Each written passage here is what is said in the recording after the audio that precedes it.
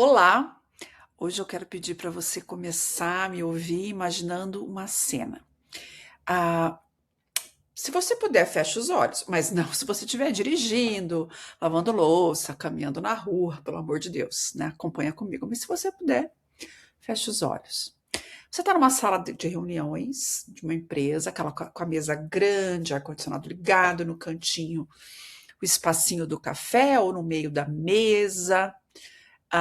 Todo mundo com cara de quem leu um monte de relatórios antes das 9 da manhã. Na tela projetada um slide bem bonito, minimalista, elegante, com várias setas, né, apontando, tomara aqui para cima. E a gente trazendo aqui para o tema. A seta da inteligência artificial sobe, digitalização sobe, e-commerce sobe, automação sobe, wellness, bem-estar sobe, personalização sobe. E olhando, né, para aquilo tudo, parece que o futuro virou um endereço fácil de a gente encontrar. É só seguir as setas, né, virar à direita na inovação, passar reto pelo inevitável, pelas tendências, pelo que está acontecendo, né? Só que vem a vida real. E daí a vida real, ela não é tão óbvia assim, ela meio que ignora aquele gráfico perfeito. E de repente, né, o consumidor que amaria, que deveria, né, amar falar com uma IA, que a sua jornada fosse inteiramente digital, mas ele começa o dia com uma irritação do tipo, eu quero falar com um humano. E aí? Quando a gente vê que aquele jovem, super jovem, eu vou falar no sentido aqui de jovem etário, porque para mim jovem é bem mais amplo que isso. Aquele que nasceu desbloqueando a tela para tudo, que de repente resolve comprar uma câmera digital antiga. Aconteceu com a minha filha. A minha filha fez isso. Ela vai viajar e ela comprou uma câmera digital antiga. A gente vê crescendo o uso do vinil, daquele caderno bonito, ingresso para um clube de leitura presencial. Eu tenho o meu. A marca que achava que bastava colocar uma folhinha verde na embalagem, escrever consente, começa a ser cobrada por autenticidade, rastreabilidade, coerência. Então, gente, a empresa que apostou em tudo isso que a gente falou com velocidade descobre que não é bem exatamente isso, essa rapidez toda que o consumidor quer. Ele quer ser escutado. E daí a gente vê a pergunta assim: caramba, mas tudo isso é tendência, tudo isso as pessoas querem e o consumidor enlouqueceu, ele não sabe o que ele quer? Gente, o futuro também anda na contramão. Então, hoje a gente vai falar sobre isso, sobre contratendências. O que, Célia? Contratendências, essas forças que aparecem quando uma tendência cresce tanto que começa a gerar uma reação contrária. Porque toda aceleração produz algum tipo de cansaço. Promessas criam expectativas, há automações e o ganho do poder das máquinas. A humanização começa a gritar. E toda lógica dominante, quando ela vai longe, quando ela avança muito, ela própria começa a fabricar sua própria resistência. Então, querido, querida, seja bem-vindo a mais um episódio do podcast Tendências de Mercado e Consumo. Eu sou a Célia Linsingen. Se você ainda não me conhece, dá uma olhadinha no LinkedIn, que eu acho que lá você vai ter saber um pouco mais de quem eu sou. Ou pergunta para uma inteligência artificial qualquer aí que ela vai saber. Espero que você já me conheça. Eu acho que eu sou mais legal ao vivo, mas vamos lá. Então, esse episódio a gente vai falar sobre isso, sobre contratendências. Então, vamos lá. Pode abrir o olho já. Pedir para abrir o olho, pode abrir o olho já. Ajusta o teu fone. Toma um gole no teu café, no teu chá, no teu whey, no teu super coffee, no que estiver te acompanhando, que a gente vai falar sim sobre futuro, mas não sobre aquele futuro by the book. A gente vai falar num futuro com muito atrito, gargalo, desvio, contradição e muito mais interessante, eu acho. Então vamos lá. Quero começar dizendo o seguinte: a gente adora rotular e mega tendência ajuda muito, né? Elas são sedutoras, né? Eu super entendo, ela organiza o caos. Né? As mega tendências, estou resumindo muito aqui, porque meu objetivo aqui não é uma aula de pós-graduação, né? É um bate-papo, tá? Então eu não vou ficar trazendo referências científicas para vocês, é um bate-papo. Então, quem quiser material mais profundo pode pesquisar e tudo mais. A ideia aqui é um bate-papo mesmo. Então, eu não fico presa aos conceitos acadêmicos, tá? Então, a mega tendência organiza tudo isso, ela organiza vários sinais, dá-se nome bonito, entrega para a gente uma decisão, uma sensação que a gente está controlando, que a gente sabe para onde a gente vai. Então, é urbanização, é longevidade, é inteligência artificial, saúde preventiva, sustentabilidade, economia da experiência. Tem várias outras.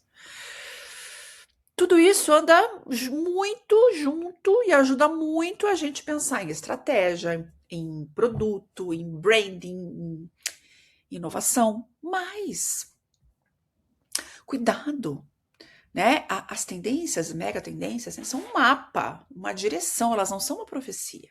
E muita gente leva isso como uma profecia. Então, quando alguém fala assim, algo, isso é inevitável, opa!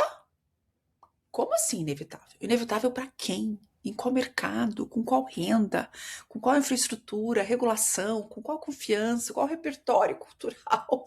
Com qual custo emocional? Gente, a história nos brinda com muitos exemplos de futuros que pareciam inevitáveis e depois a realidade veio e todo mundo teve que negociar com a realidade, porque ela é implacável. Essa sim é implacável, tá?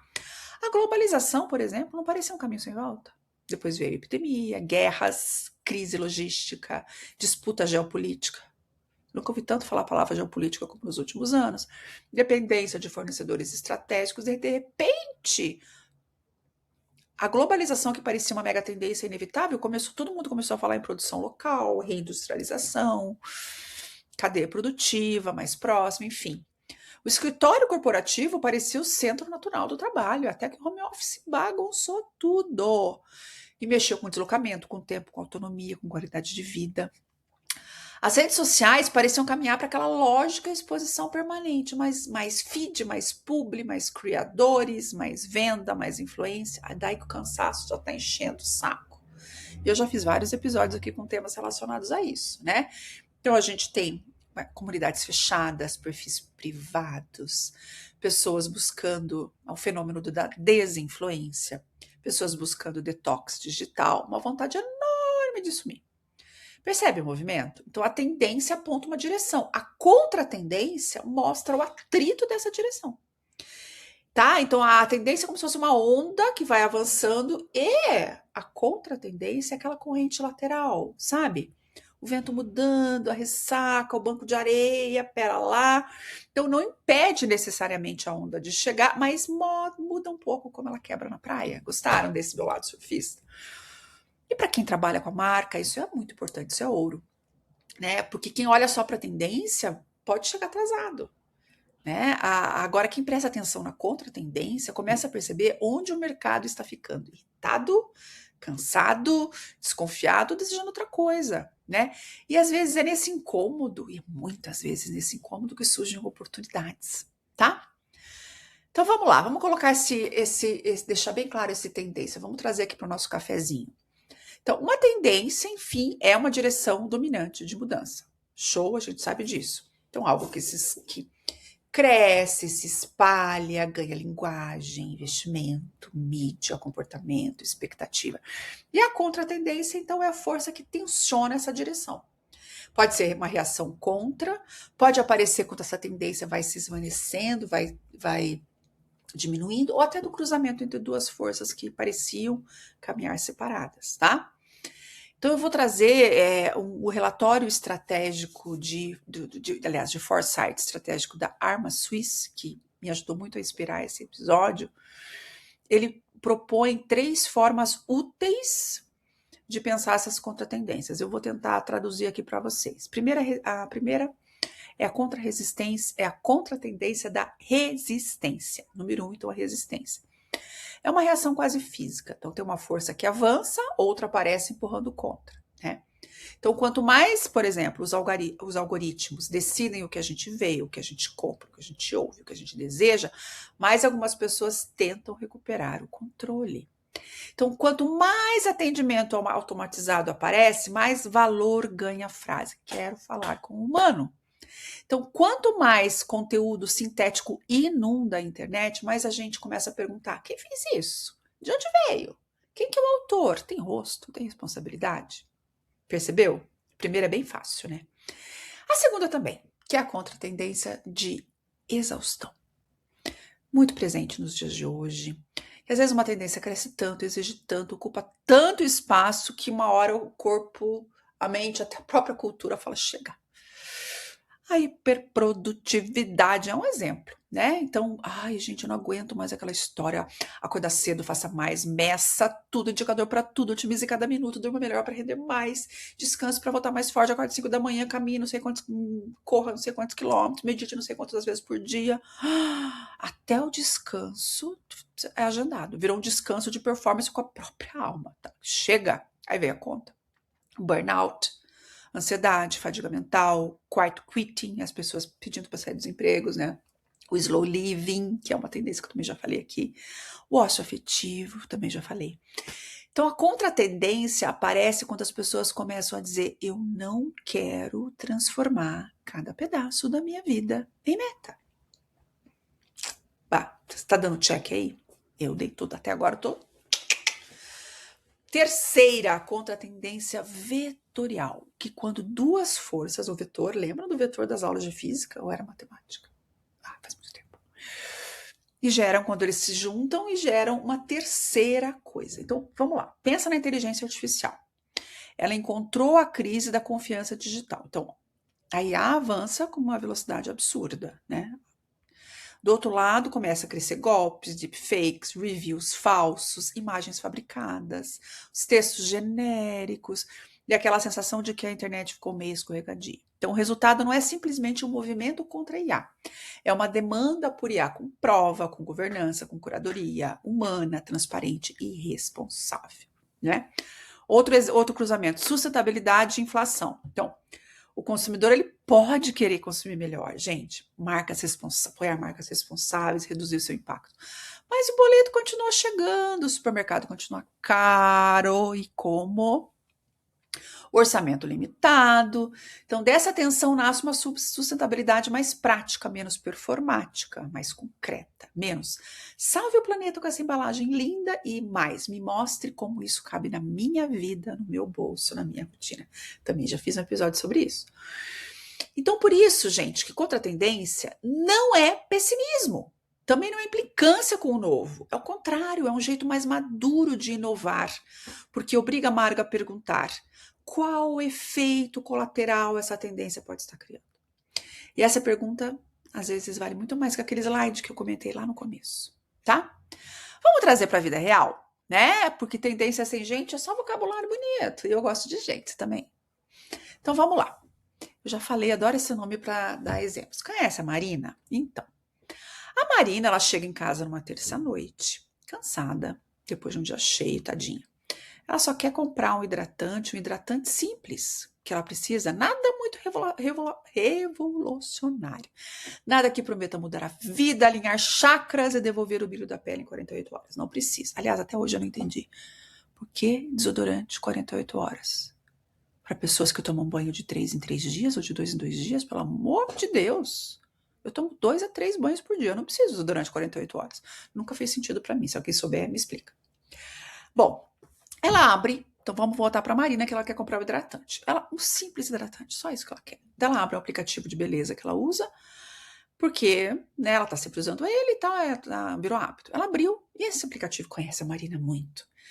Então, sabe que ela pesquisou pele seca no domingo, assistiu um vídeo sobre barreira cutânea, que ela deixou um sérum no carrinho semana passada, que mulheres com esse app sabe que mulheres com perfil parecido compraram um kit de rotina noturna, sabe que ela demorou um pouquinho mais olhando uma máscara facial, então em poucos segundos a tela vira um carnaval. Marina, complete sua rotina. Hidratante, sérum, bruma, máscara, suplemento. Você também pode gostar. Últimas unidades. Outras pessoas com pele parecida compraram. Tudo, em teoria, foi feito para ajudar. Só que na prática, a Marina, que eu sou Marina, não se sente cuidada, ela se sente cercada. E esse é um ponto muito importante. Personalização sem delicadeza vira vigilância. Recomendação demais vira pressão. Dados sem bom senso, ansiedade. A Marina fecha o aplicativo e não compra nenhuma. Você não ouviu, mas você completou a frase. Caramba, né? No dia seguinte, ela voltando para casa, ela passa numa farmácia de bairro, entra, olha a prateleira meio perdida, até que uma atendente pergunta: você está procurando alguma coisa específica? Ela responde: um hidratante bom, mas eu não quero uma rotina enorme. A atendente pega um produto lá, explica em 30 segundos, fala o preço, diz que é uma opção simples e adequada para o que ela precisa, mas ainda compra um produto só, sai com a sacolinha na mão e um absurdo, e um alívio absurdo. O que aconteceu aqui? A tecnologia tinha todos os dados, a gente sabe. A atendente tinha o contexto. A plataforma que ela usou, o app, tinha toda a precisão. Mas a pessoa teve bom senso. Ela não quer. Então, a tendência dizia, personalização é o futuro. A contra-tendência perguntou, personalização para ajudar ou para pressionar? E veja, a conclusão não é joguem fora os dados. Lógico que não. Dados são super úteis. A IA pode ajudar muito. Personalização melhora a experiência, reduz busca, orienta a escolha, cria valor, pode ajudar a criar valor. O problema é quando a marca confunde conhecer o consumidor como perseguir o consumidor. Ai, ai, ai, né? Então a oportunidade estratégica está no meio do caminho. Usa a tecnologia para simplificar, para manter, mas mantenha a sensação de autonomia da pessoa. Ajude, mas não sufoca, pelo amor de Deus. Recomenda, mas não empurra. Personaliza, mas não invada. O consumidor não quer que a marca saiba tudo sobre ele. Ele quer que a marca entenda o suficiente para respeitar a vida dele. Gente, hello.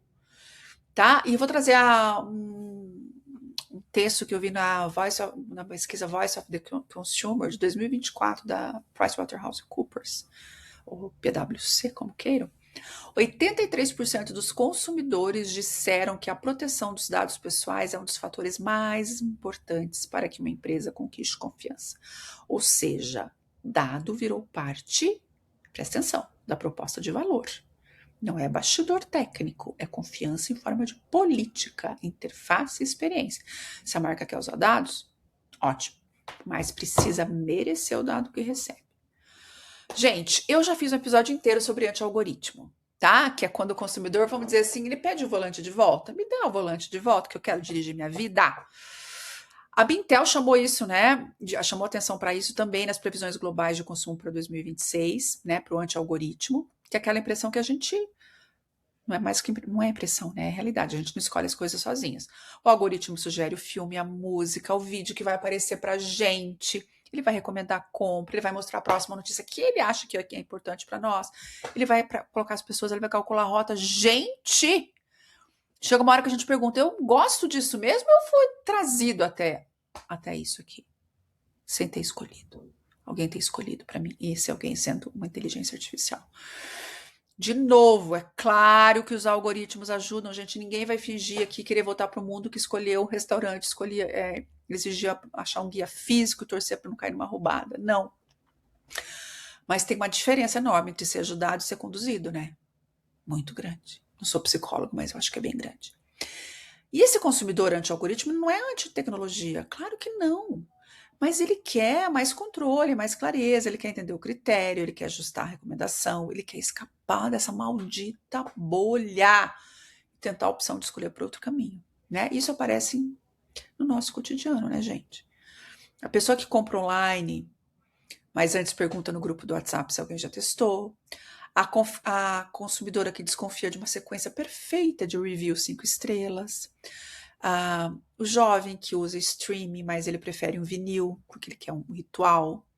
A leitora que usa Kindle, mais um clube de leitura presencial, é outra coisa, ela não abre mão, né? Porque não tem algoritmo na conversa.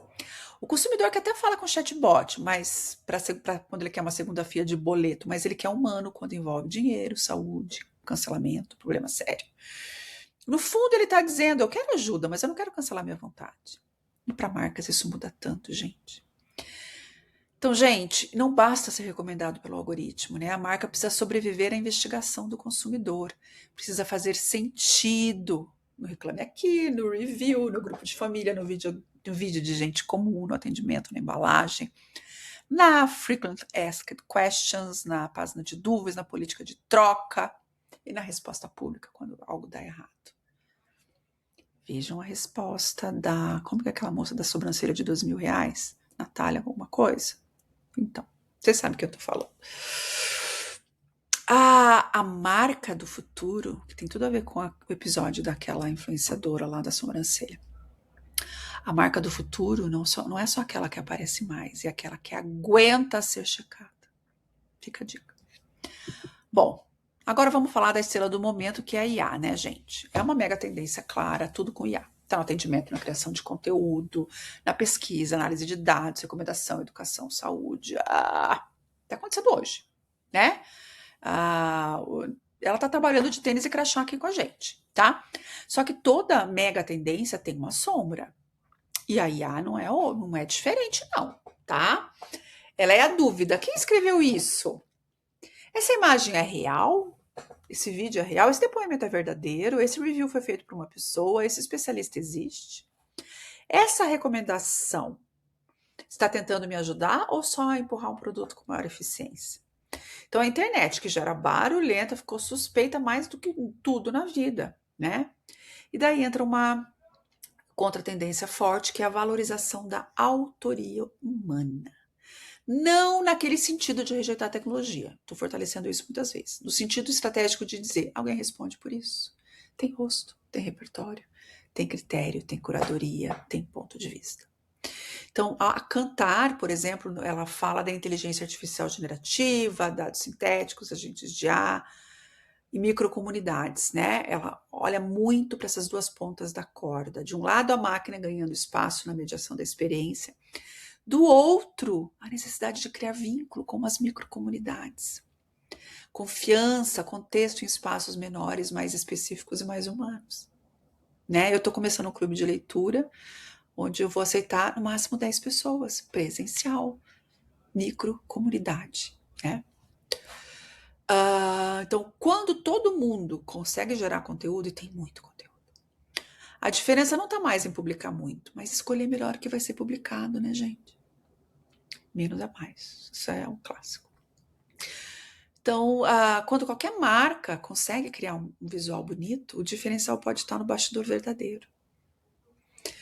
Então, quando qualquer empresa consegue automatizar respostas, a confiança pode estar justamente na hora em que ela reconhece esse caso precisa de uma pessoa, né? Então uma grande lição aqui: o humano não desaparece quando a tecnologia avança. Ele deixa de ser mão de obra repetitiva e passa a ser critério, julgamento, presença, escuta, responsabilidade, assinatura. E para a marca isso é enorme, porque a pergunta deixa de ser apenas como posso usar IA para produzir mais, que é o que estão fazendo, né? Como posso usar IA, que deveria ser, sem perder a voz, sem perder a confiança e o discernimento? Então essa é a grande diferença entre uma marca que simplesmente automatiza e de uma outra que amadurece. Se você está vindo aqui pela primeira vez ou pelas primeiras vezes, eu sou uma consultora, mentora e professora que atuo fortemente na área de branding, gestão de marcas. Então por isso que eu trago muito para o dados e informações de mercado. Até por isso que o título é Tendências de Mercado e de Consumo, tá? Bom, falei da Marina, agora vou falar do Marcelo. O Marcelo, deixa eu te apresentar o Marcelo. Posso? 42, trabalha com tecnologia, passa o dia inteiro olhando interfaces, pobre do Marcelo. Reunião do Teams, dashboard, notificação no WhatsApp, planilha, e-mail, aplicativo de gestão, autenticação em 2 etapas. Alerta de segurança, mais uma reunião que poderia ser um e-mail, que é o que mais tem, né? Mais um e-mail que poderia ter sido nada. Enfim, sexta-feira. Se me dou para sexta-feira, final de tarde, a cabeça dele tá fazendo aqueles barulhinhos de ventilador velho. Pois é. No caminho para casa, ele passa em frente a uma loja de discos. Uma portinha discreta, meio fora do tempo, ele entra sem planejar. Tem cheiro de papelão, capa antiga, meio mofo, né? Uma poeirinha ali. O tipo de ambiente que fala assim, cara, ninguém tá tentando pensar numa experiência para você. Mas enfim, Ele começa a folhear os discos, encontra um álbum que ouviu na adolescência, que a mãe dele falou, enfim. Ele sabe perfeitamente que ele pode abrir o aplicativo no celular, escutar aquele álbum em 2 segundos no streaming, sem levantar do sofá no caminho para casa, sem gastar dinheiro com vinil, sem limpar agulha, sem virar lado A, lado B. Ai, que saudade. Mesmo assim, ele compra. E por que essa criatura compra isso? Porque ele não está comprando acesso à música. Ele já tem. Ele está comprando ritual, pausa, memória, um gesto físico onde tudo virou interface. Então, esse é um outro exemplo de contratendência. Gente, eficiência não é a resposta para todo tipo de consumo. Às vezes a gente não quer o mais rápido, a gente quer o que tem mais significado. Tá?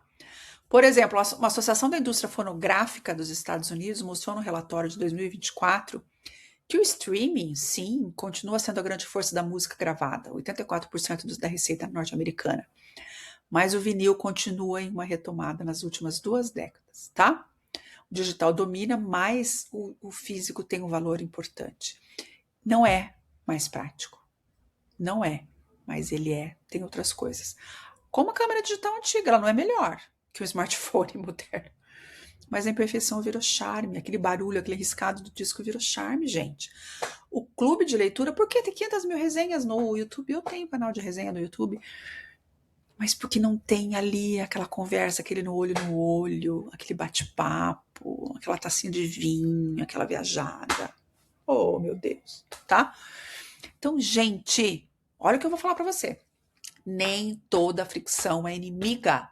Algumas fricções criam valor. Toque cria valor, espera cria valor, conversa cria valor, explicação cria valor, ritual cria valor, história cria valor. Então, cuidado. Você vai remover toda a fricção, você pode remover a experiência também, né? Outra coisa importante, né? A gente passou décadas sendo educado pelo mercado a trocar. Quebrou, troca. Saiu de moda, troca. Lançou versão nova, troca. Arranhou, troca. Então, o modelo dominante foi construído em torno da novidade, da substituição, da velocidade de reposição. Só que essa lógica também começou a encontrar resistência, porque o consumidor está percebendo o custo ambiental, financeiro e emocional desse descarte permanente. Então, entram movimentos agora de reparo, revenda, reuso, refil, economia circular. Tem um site maravilhoso que é o da Ellen MacArthur Foundation, dá uma olhadinha lá. Ela define a economia circular como um sistema em que produtos e materiais permanecem em circulação por manutenção, por reuso, por reforma, por remanufatura, por reciclagem e compostagem. Tá. Traduzindo aqui, em vez de usar e jogar fora, lógica passa a ser manter valor em circulação pelo maior tempo possível. Isso não é conversa bonita de relatório, não, né? A União Europeia já adotou isso. É muito legal. A Patagônia também tem um programa Worn Wear, que incentiva reparo, revenda, maior tempo de uso das peças, né? Então, a comunicação da Patagônia é compre menos, repare mais, use por mais tempo. Percebe a contratendência, né? A tendência dizia compre o novo. A contratendência cuide do que já existe. A tendência diz atualize. A contratendência pergunta, precisa mesmo. A tendência dizia descarte. A contratendência diz repare, conte história, prolonga a vida útil. E aqui tem uma camada emocional muito bonita, né? Que eu também já falei isso no episódio. O produto reparado carrega memória. Aquela mochila que viajou contigo, o tênis que foi para 1000 lugares, a jaqueta que aguentou frio, chuva, mudança de cidade, né? Testemunhas da vida. Então, para marcas, isso, de novo, abre um campo enorme. Não basta só pensar no momento da compra. É preciso pensar no pós-compra, no cuidado, no conserto, no repasse. Na segunda vida, na história que o produto precisa acumular. Que tal? Gente, a fidelidade não nasce só do lançamento novo, tá? Manutenção de valor. Vamos falar agora de desinfluência. Às vezes a influência gera anticorpos. Meu lado farmacêutico agora. Gente, então vamos falar de influência digital, que é um dos exemplos mais claros de contratendência nesse mundo contemporâneo. Então, durante muito tempo, a lógica parece simples. Criador gera desejo, desejo gera clique, clique gera venda. Funciona? Funciona. Vamos fingir que o marketing de influência acabou, gente, porque não acabou. Continua forte. Sofisticado, profissionalizado, muito relevante em algumas categorias. Mas ele também exagerou, né? Tem publi demais, review perfeito demais, casa perfeita demais, pele perfeita demais, rotina perfeita demais, produto favorito da vida demais. Não aguento mais ouvir isso. Favorito da vida, não aguento mais. E quando tudo vira favorito da vida, vejam aspas aí, nada parece tão perfeito assim.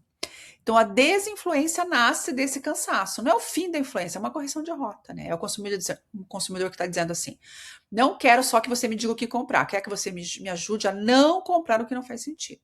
Tem influenciadores já fazendo isso. Então, o criador que diz não compre isso pode ganhar mais credibilidade do que aquele que só está te incentivando a comprar, tá? Então, a marca que admite limite pode parecer mais séria do que aquela que oferece 1000 benefícios. Os reviews negativos podem gerar mais confiança do que uma sequência artificial de elogios perfeitos, né? Essa atenção conversa diretamente com microcomunidades. Então, às vezes, o espaço aberto está muito barulhento, muito genérico, muito comercial, a confiança encolhe. Então, as pessoas vão para o grupo menor, para os microinfluenciadores, para o especialista, para a comunidade, para a pessoa que entende daquilo, tá? Bom, sobre isso. Agora vamos para um território que tem tudo a ver com o nosso tempo, que meu território favorito, que você já sabe. Quem me conhece melhor sabe ainda mais, que é o wellness. Bem-estar cresceu muito. Faz sentido, as pessoas querem viver melhor, querem envelhecer melhor, dormir melhor, comer melhor, trabalhar com menos desgaste, cuidar da saúde mental, prevenir doenças, mais energia, entender melhor o próprio corpo, né? Só que isso veio com um monte de promessas, né? Que ninguém é bobo nem nada, é produto para foco, produto para calma, produto para energia, para imunidade, para sono, para humor, para rotina matinal, para suplemento da vez, biohacking da vez, protocolo da vez, aplicativo da vez, garrafinha da vez. Só listei algumas coisas que eu lembrei, tá? Chega uma hora que o consumidor olha para isso e fala: meu Deus, eu queria cuidar de mim, não queria virar uma central de monitoramento de mim mesmo, meu Deus. Né? Então tá ficando muito profissionalizado o Euromonitor, a Wellness. O Euromonitor falou isso nas tendências deste ano. Então, o consumidor quer soluções de cuidado mais técnicas, personalizadas e com evidência. Isso todo mundo está falando, tá claro, né? A gente não quer, o consumidor está menos tolerante à promessa vaga. Isso vale para suplementos alimentares, fitoterápicos, alimentos funcionais. A régua subiu, gente. Não basta dizer natural, equilíbrio, energia. Escrever uma embalagem linda, escrever uma cor maravilhosa, escrever em uma palavra em inglês. O consumidor não cai mais nessa, não. O que tem dentro, qual a dose, para que serve, quem formulou, qual a evidência, contraindicação, é alimento, é isso, qual o limite, o que a Anvisa diz, o que a ciência realmente sustenta. A contra-tendência aqui não é anti-wellness, é anti-promessa vazia. E o wellness está saindo da estética e entrando na responsabilidade, entrando na saúde, entrando na ciência. Você já percebeu? Me conta, tá? E eu gosto muito desse movimento, porque ele pode qualificar o mercado, tá? Então, marcas sérias que investem em formulação, rastreabilidade, educação, transparência, comunicação responsável tendem a se diferenciar das oportunistas. Talvez, né, bem-estar sem prova é um cheirinho de lavanda e pronto, tá? Vamos, né? Vamos ficar esperto. Bom, e a sustentabilidade? Outra coisa. Então, também, de novo, a sustentabilidade era só uma camada para a reputação. A gente tem que falar de sustentabilidade. Então, vamos colocar uma embalagem com verde, uma campanha com natureza. Vamos encaixar uma palavra eco, clean, natural, consciente, regenerativa aqui no nosso material. Tudo muito inspirador. Olha como somos do bem. Só que o consumidor amadureceu. Os reguladores amadureceram, os investidores amadureceram, alguns, né, gente? A imprensa amadureceu, alguns, e principalmente as redes sociais criaram uma memória coletiva das incoerências. Então, hoje, uma marca que fala de impacto precisa estar preparada para responder perguntas, tá? Impacto medido como? Comparado a quê? Auditado por quem? Em qual etapa da cadeia? Qual meta? Qual prazo? Que já melhorou? Que ainda está ruim? Que dados sustenta essa alegação? Então, a contratendência da sustentabilidade não é ser contra a sustentabilidade, é ser contra greenwashing. Percebeu? Então, esse é um ponto muito importante. Também falei de greenwashing aqui no outro episódio. Então, esse é um ponto muito importante. O consumidor não está dizendo não me importo com o planeta, ele está dizendo não me venha com uma história verde sem me mostrar o que está por trás. Naquele mesmo estudo Voice of the Consumer da PricewaterhouseCoopers, eles falaram também, né? Mostraram que as preocupações dos consumidores misturam confiança, dado, preço, experiência e responsabilidade. A sustentabilidade não é uma ilha. Ela compete com orçamento, conveniência, com tudo isso que eu falei, tá? No Brasil, é claro, né? A gente quer ser mais sustentável, mas a gente não consegue pagar o preço disso tudo muitas vezes, tá? Então, a marca precisa trazer sustentabilidade para a nossa vida real, não para o manifesto bonito no quem somos lá no site institucional, no vídeo, no manifesto. Sustentabilidade prática é aquela que cabe no bolso do brasileiro, que funciona no dia a dia, tá? Então, vamos ficar menos folhinha, mais prova, menos promessa, mais rastreabilidade. Bora lá. Vamos então, já que eu comecei a falar do Brasil, vamos falar do brasileiro, né? A gente tem um laboratório maravilhoso de contratendências, né? A gente adota a tecnologia assim, né? Olha o nosso Pix, a nossa compra por celular, conversa por WhatsApp, a pesquisa no Instagram, a gente usa app para tudo, resolve banco no telefone, review no YouTube, putz, né? Ninguém questiona. Só que ao mesmo tempo a gente tem uma desconfiança prática, genética talvez, né? Muito sofisticada. A gente ama a tecnologia, mas pergunta se o link é golpe. A gente compra online, mas a gente dá uma conferida no Reclame Aqui. A gente segue o influenciador, mas manda um print para amiga para verificar. A gente gosta da promoção, mas fica em dúvida do frete. A gente quer. Então, assim, a gente é esperto, tá? Então, o Reclame Aqui mostra muito bem isso. Também já falei, não fiz um episódio específico, mas já mencionei várias vezes. A Customer Experience Trends 2024 apontou que 48% das pessoas sempre buscam informações das empresas na plataforma. Então, Reclame Aqui é um mecanismo de consulta, não é de reclamação, tá, gente? Fica ligado. Então, reputação virou etapa da jornada de compra. E o consumidor Gov.br também entra nessa fiscalização, tá? Então, as pessoas também estão utilizando. Isso diz muito sobre a gente, né? Sobre essa contratendência. A gente gosta de novidade, mas quem que vai resolver se der errado, né? Inovação sem resolução vira irritação. Então, não adianta ter aplicativo bonito se não tem troca bem clara. Então, e por aí vai. Não adianta falar de propósito se a experiência básica não entrega, tá? Resolver bem é branding, gente, é importantíssimo, tá? Bom, vou te trazer mais uma história fictícia, tá? Que você vai reconhecer. Imagina uma rede de serviços financeiros que resolve fazer uma grande transformação digital, né? A diretoria se reúne, uma consultoria maravilhosa apresenta o plano, todo mundo aprova a palavra mágica. Tudo vai ser sem fricção. O atendimento vai ser automático, o cadastro vai levar segundos, a resposta vai ser instantânea, o bot vai resolver tudo, o cliente não vai precisar falar mais com ninguém. A operação vai escalar, o custo vai cair, a eficiência vai brilhar lá no dashboard. O primeiro mês parece lindo, o tempo médio de resposta cai. Ai, aqueles KPIs todos lindos. Volume de atendimento humano diminui, economiza custo, dá para mandar umas pessoas embora, custo operacional melhora, todo mundo comemora, só que aos poucos os ruídos começam a acontecer. Um cliente idoso tenta resolver uma suspeita de fraude, o bot não entende a gravidade. Um cliente tenta explicar uma cobrança duplicada com detalhes específicos, mas o sistema tem 3 opções fechadas só. O consumidor começa a ficar bravo, né? Não porque a empresa é digital, mas porque a empresa ficou inacessível, né? Um pequeno empreendedor precisa renegociar uma condição e recebe respostas padronizadas que não tem nada a ver com ele. O time de tecnologia vai achar que é bug, o de marketing que é problema de comunicação, o jurídico que é risco operacional. Mas talvez seja mais simples. A empresa confundiu velocidade com cuidado. Velocidade é maravilhosa quando tira dor, gente.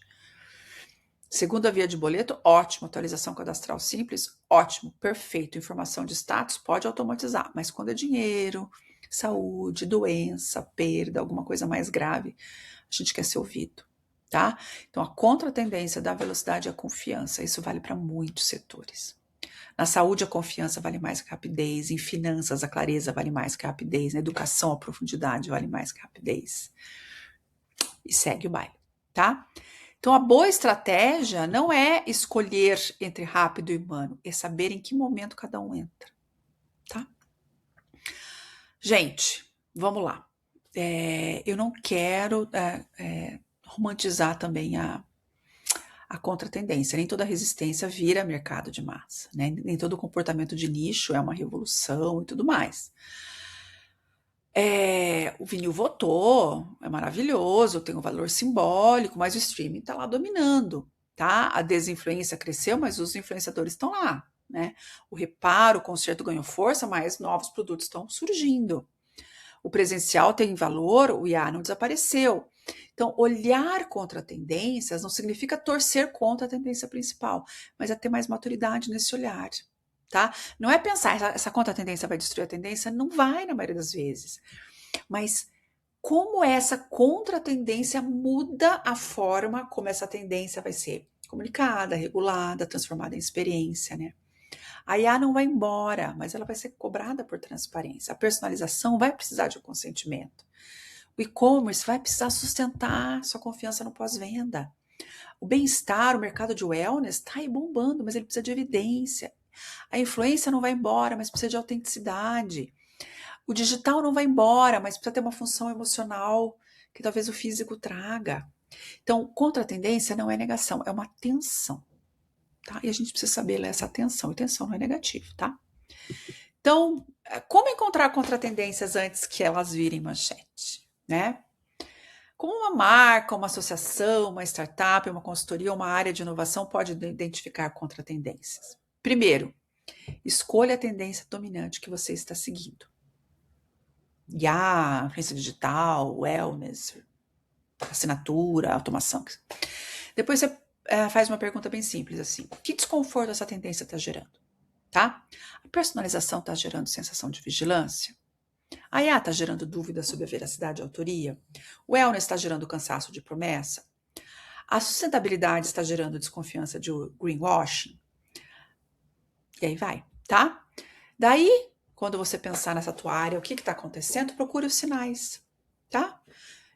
Procure nos lugares, não precisa comprar um relatório caríssimo, mas vai nas reclamações, nos reviews, nos comentários, veja memes, fóruns, grupos, saque, TikTok, reclame aqui, atendimento, vendedores, profissionais de saúde, se for o caso, comunidade de nicho, tá? Aliás, o meme é um radar bem interessante, né? Às vezes a piada é um jeito que a cultura encontra para dizer, né? Isso passou do ponto. Então, cuidado, tá?